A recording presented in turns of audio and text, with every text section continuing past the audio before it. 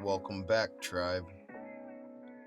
In this episode, we take on the infamous roads of Baja California.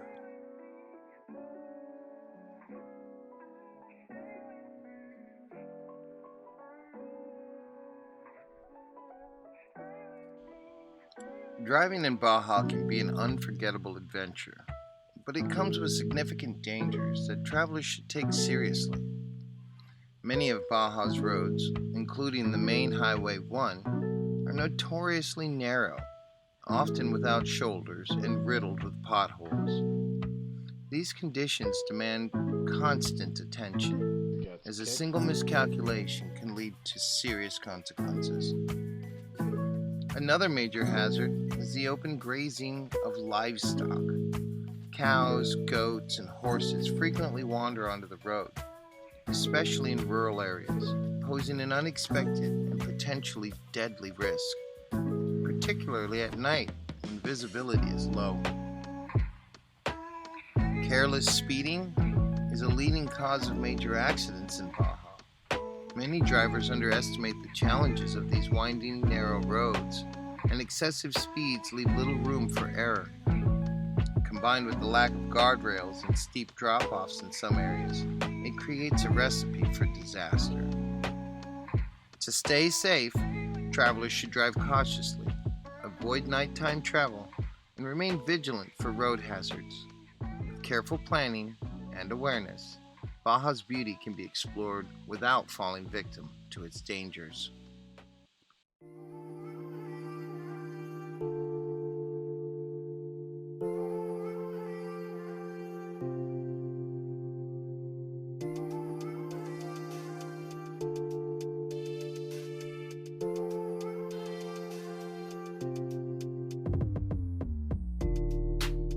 Alright guys, so this is the border inspection area. It's pretty routine. They're just gonna make sure that you have the registration on all of your vehicles, insurance, and some proper identification, preferably a passport.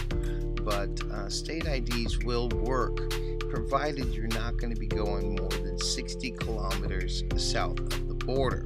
Since I'm going to be going all the way into Sur, I had to make sure I had all of those things. Yeah, vacation time. Un poquito español. Sure.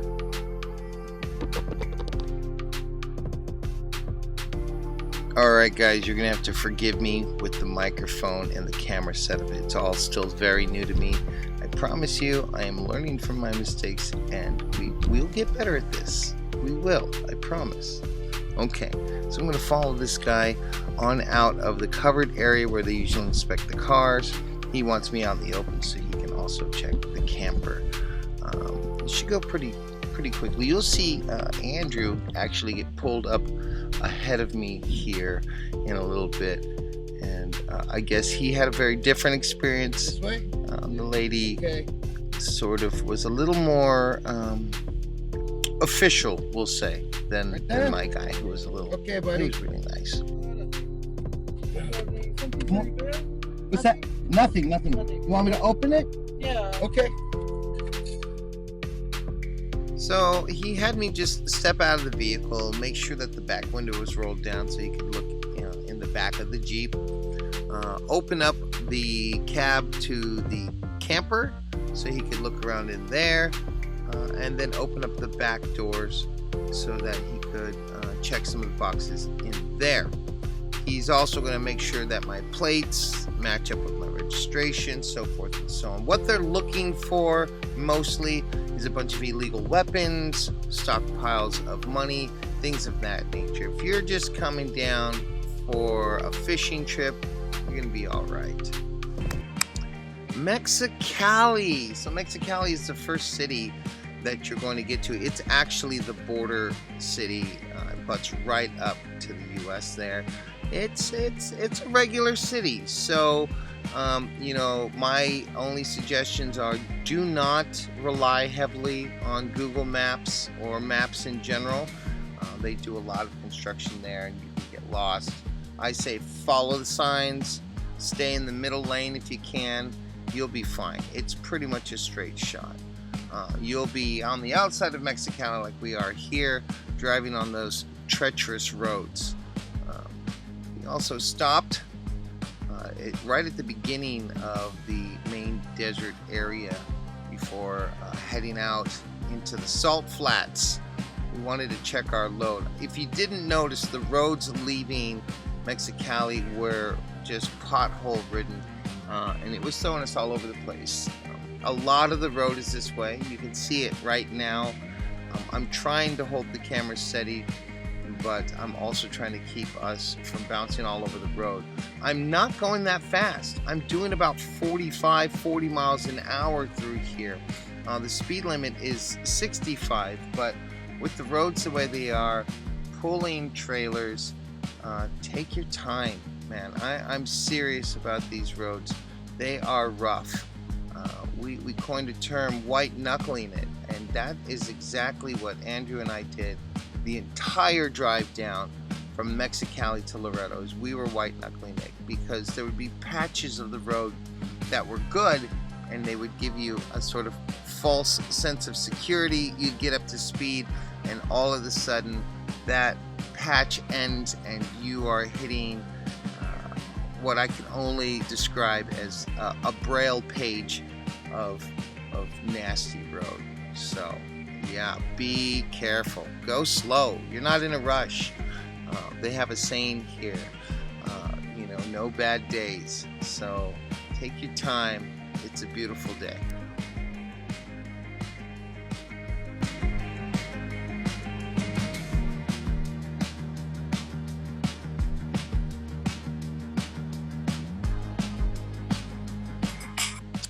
Interesting fact here about Baja, the strange terrain that they have here, where it is like sea level and super flat, and then all of a sudden it shoots up into these tall mountain peaks.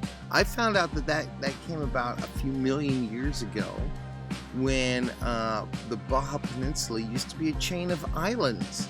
Yeah, there's a bunch of islands out here. And due to some tectonic plate shifting and our proximity to the San Andreas Fault, lots of volcanic action around here, it pushed the seabed up and the islands together to create this very unique peninsula. And there was a lot of plant animal life that were like very exclusive to these islands and are still very exclusive to Baja. Not to mention, as you guys know, I'm into jewelry and jewelry making and gems and stuff like that. There's a lot of that all around here. So maybe we'll go out and do some gem hunting or fossil hunting when we get to Loreto. If you get a chance anywhere in Baja and you can get out to the desert, you'll see what I'm talking about, where you'll see huge strips of prehistoric seabed floor pushed up above your head. All right, let's get back to driving.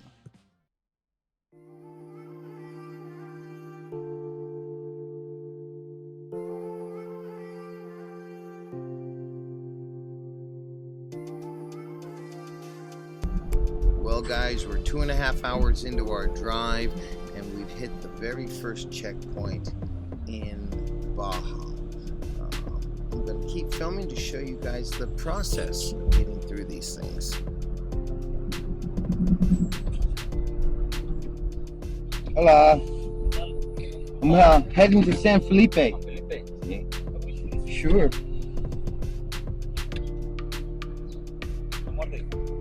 No, she's okay sometimes. Gracias. Adios. Have a good day.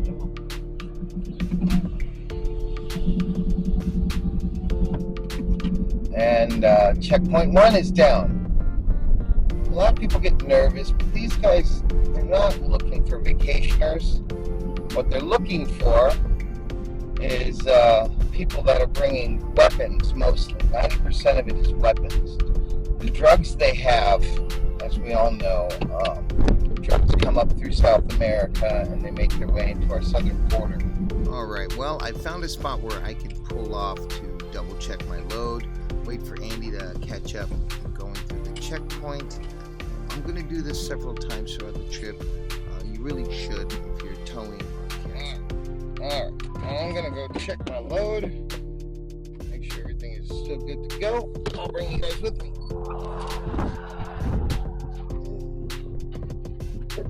Keep Mouse inside. She likes to hop out sometimes. That's what I thought.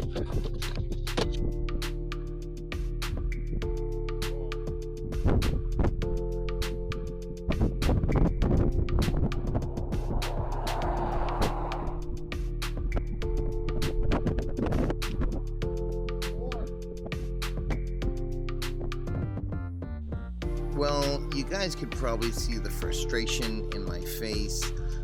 Using these recycled parts isn't always the greatest idea. The doors are not exactly square, and a little bit of vibration causes those locks to unlock and my load to shift. And unfortunately, the entirety of the Baja highway system is exactly that vibration. So take a deep breath with me. We will get through this, I promise. All right, I believe we've got the doors secured enough.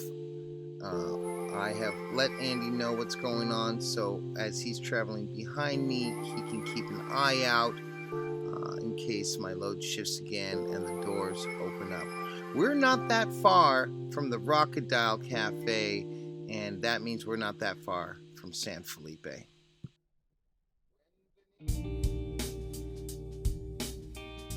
Well, like I said, we weren't that far from San Felipe. The city center is a little bit further in. Like I said, we still got a little ways to drive.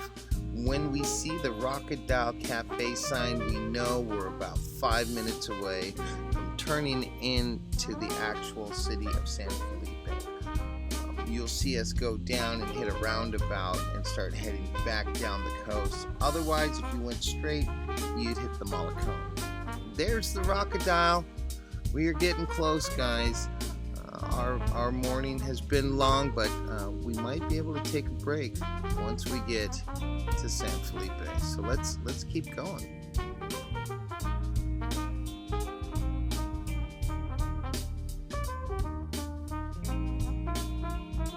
Alright guys, so you saw that we didn't go that far before turning into San Felipe. This is the main town of San Felipe. We're heading east towards the Malecon. We're going to get up here to this roundabout and then turn south again and start heading along the coast. So if you're wanting to take a trip into Baja and you don't want to go to Ensenada, try the East Coast, try San Felipe. There's a lot of great beaches to camp on, a lot of really good restaurants. It's really a fantastic spot, and it's only 3 hours from the border.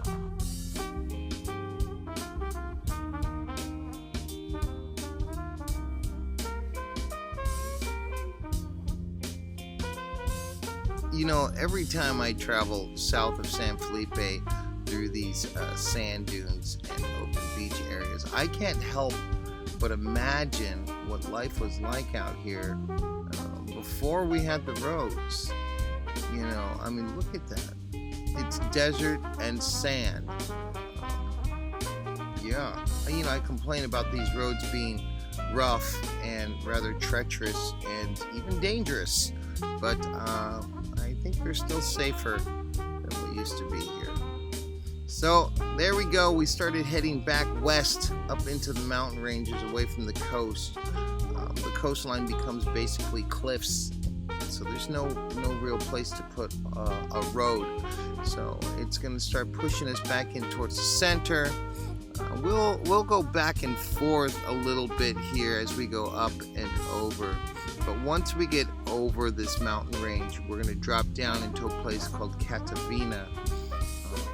It's a beautiful spot. You get to it from the 3 and from the 1.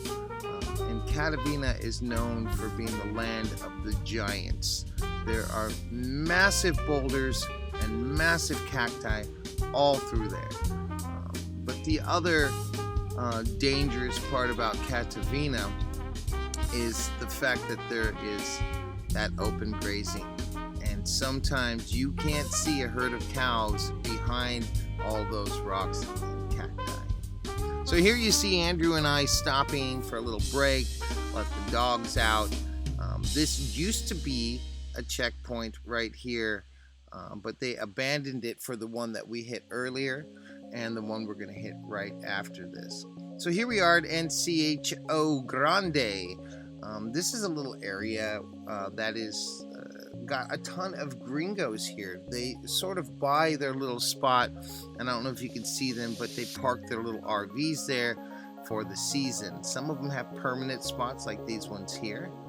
But because there were so many of them, they put in this store.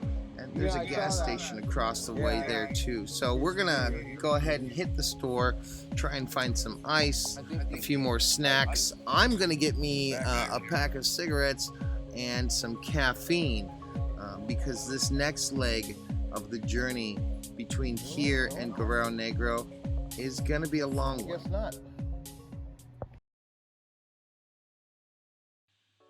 Well, it got dark, but we made it to Guerrero Negro. First thing we did was get some food. I got a gin and tonic. Then we hit the hotel room. We want to get some good rest because we're going to get right back at it in the morning.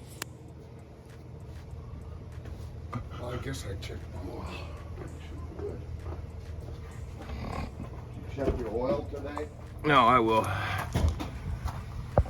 So south of Guerrero Negro is a surfer's paradise. Massive amounts of just open beaches. But when we stopped to take a little bit of a morning break and drink our coffee, we ran into something unusual on the road. The police lights were the first thing that drew our attention. From a distance, we couldn't quite tell what it was. But as they moved closer, we realized that it was a group of people that were making a pilgrimage from one town to the next. They are walking along the highway with some police escort all the way to Guerrero Negro, which is a very long ways. So we stopped to watch this before hitting the highway again and dealing with, massive potholes. With one more massive checkpoint before we hit this beautiful river oasis. San Ignasio, located in Baja California Sur, is a small oasis town with a rich history and stunning natural beauty.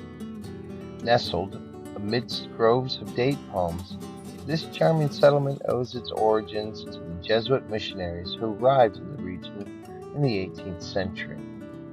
The town was officially founded in 1728 by a Jesuit missionary, Juan Bautista, who saw the potential of the area's fertile land and abundant water from the Ignasio River. The highlight of San Ignacio's history is the construction of the Mission San Ignacio, a mission established to convert and serve the local Cochimi people. The mission's iconic stone church, completed in 1786 by the Dominican friars, is a testament to colonial-era craftsmanship. From volcanic rock, the church features beautifully preserved Baroque architecture and intricate carvings, making it a must-see for visitors. Today, San Ignacio retains its tranquil atmosphere, offering travelers a glimpse into its historical roots and peaceful escape amidst Baja's rugged desert landscape. San Ignacio is more than just a historical gem. It's also a natural paradise surrounded by diverse plants and wildlife. Nestled in an oasis fed by the San Ignacio River, the area is known for its lush date palm groves, which stand in stark contrast to the surrounding desert. Mesquite, palo verde, and cacti dominate the arid landscape outside the oasis, creating a unique blend of green vitality and desert resilience. The nearby Vizcano Biosphere Reserve, a UNESCO World Heritage Site, is a haven for wildlife. The region is home to migratory birds including egrets, herons, and osprey, as well as an endemic species like the Baja California rock lizard. During winter months, the San Ignacio Lagoon becomes a sanctuary for gray whales that migrate here to give birth and nurture their calves. This makes the town a world famous destination for whale watching. Other notable fauna include desert foxes, hares, and various reptiles that thrive in the rugged terrain. Whether you're exploring the verdant oasis, hiking through the desert, or visiting the coastal lagoon, San Ignacio offers a rare opportunity to experience the intersection of history, culture, and breathtaking biodiversity.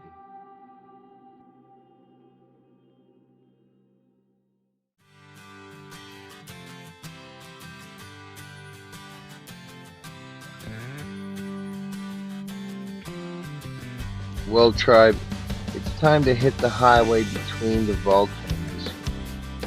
We're going to push east, but we're going to do it nice and slow. These roads are narrow, windy, and full of potholes.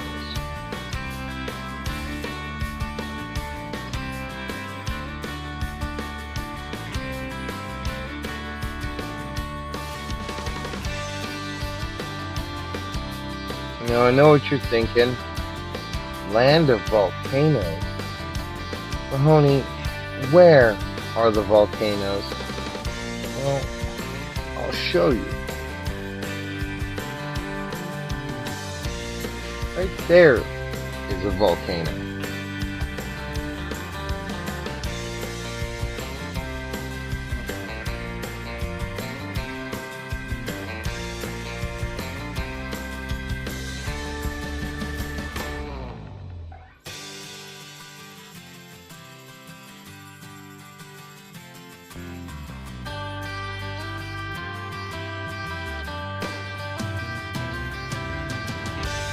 Here you're going to see just how narrow things get and just how tight some of these turns are.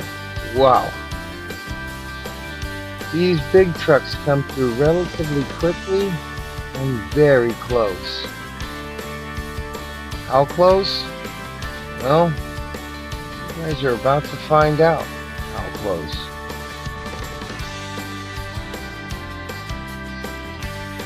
I think our guy's coming right now. I could touch that truck from my window. Doesn't look like it, but we are really, really close to that gas truck. And as these turns get tighter, those trucks tend to take their turns a little bit wider. So, slow and steady. I'm literally riding the brakes the whole way down.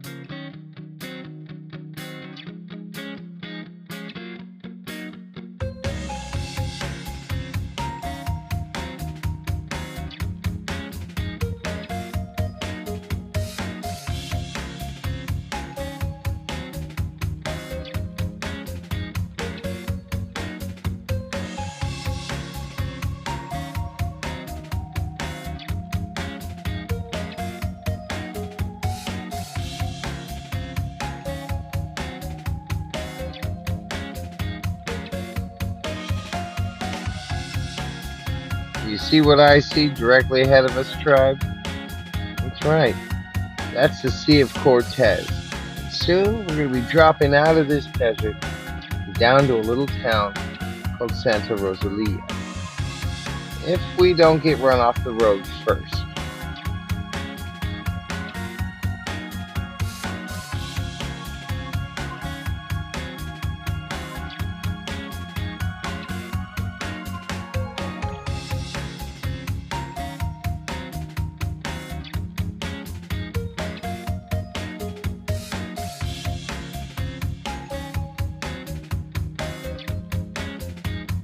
And dropping from the desert, we see our town directly ahead. Just outside of town is this place, and let me tell you, you don't want to go here except for one Sunday a month when the prisoners have an art sale. But that just means that we're coming into Mulegé. Not Malouge, not Mulji, Mulegé. Mulegé is a picturesque town nestled along the Rio Mulegé, a lush oasis surrounded by desert mountains and the sparkling waters of the Sea of Cortez.